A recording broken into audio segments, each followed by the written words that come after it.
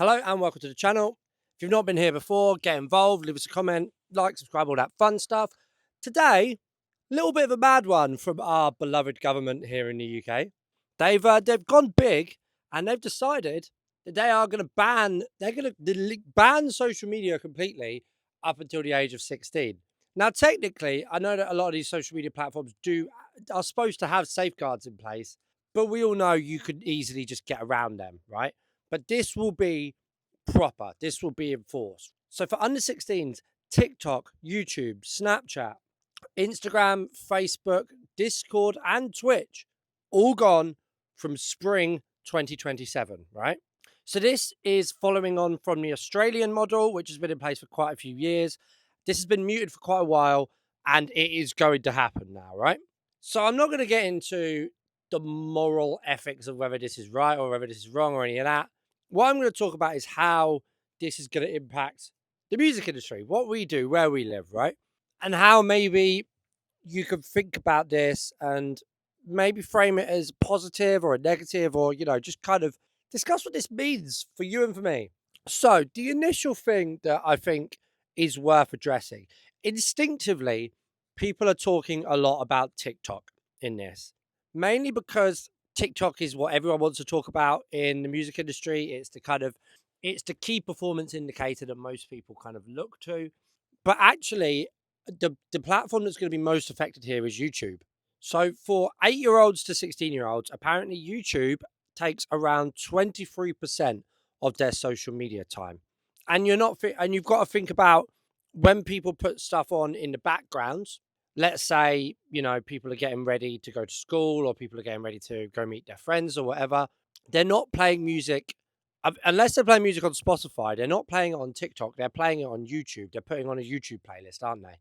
So YouTube is the one here that really is going to be in a tricky situation, because it's somewhere between social media and a streaming platform, isn't it? So we're going to see YouTube streaming numbers go down. And if you're a musician or a content creator whose audience mainly lives on YouTube, especially if you've got a younger audience, then this is going to impact you. Also, the 13 to 15-year-old demographic is reportedly said to be a key age group in terms of virality and viral moments, especially with music, right? And that is being completely taken out of the pipeline. If you think about it, and if you study songs that go viral and songs that have a big impact, a lot of the initial posting is by a younger demographic. And it is that younger demographic that a lot of the time, not all the time, but most of the time, drives a song, especially popular music. So that has just been wiped out, right?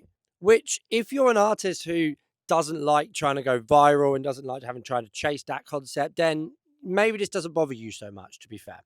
But here's something that really is a problem here, and I do think is wrong, is that musicians or artists under the age of 16 now can't run their own social media accounts. Now, I don't know about you guys, but I was making music before the age of 16. I was posting it online, and I was wanting to release that music before the age of 16.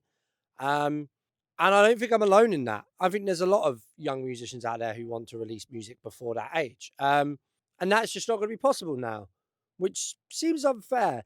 I don't know. I wonder if there could be some kind of workaround with this, i.e., maybe there could be a situation whereby you can create brand pages with permission from a parent or something like that. Because I think this blanket ban is going to cover all a little bit. And while I totally see why it's been put in place, it does seem a shame that now, an aspiring young DJ or an aspiring young rapper or a singer or whoever now essentially can't promote their music in any kind of way or any kind of meaningful way. So I do think they need to work out the kinks with that. And I know that the MMF, which is the Music Managers Forum, has already appealed this.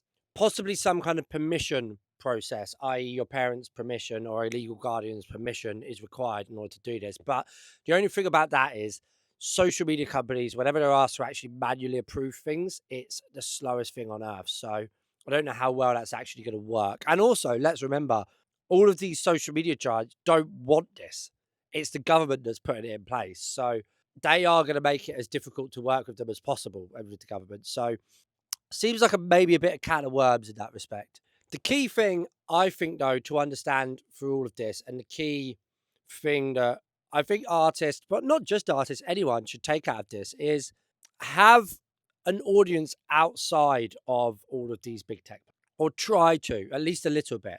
I would say any artist right now, that one of their key goals over the next year should be to get, I don't know, let's say 100 emails of fans and 15 or 20 phone numbers of super fans, right?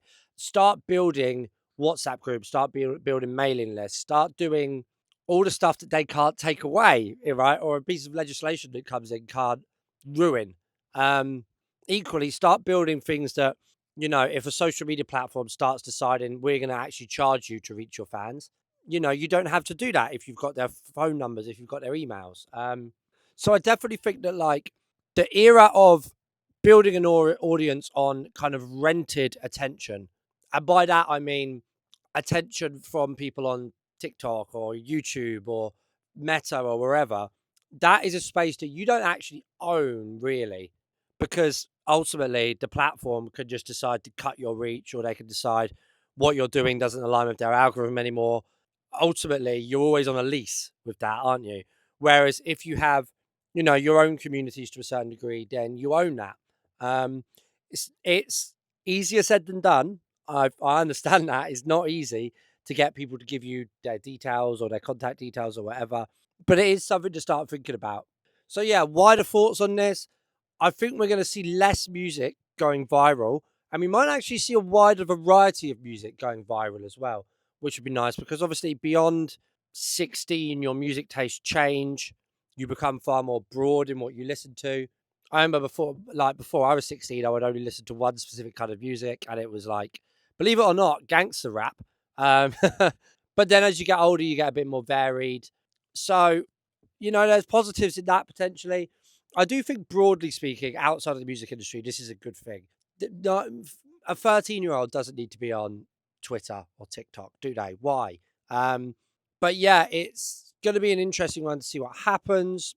Obviously, this effect will only be in the UK, so it's not going to affect the wider scope of things. But yeah, I'm not against the decision a little bit, but I think musicians should be starting to be a little bit wary and starting to be a little bit, but make it a little bit of a focus to move away from these platforms as best as you can, or certainly have it not be your entire strategy to promote your music.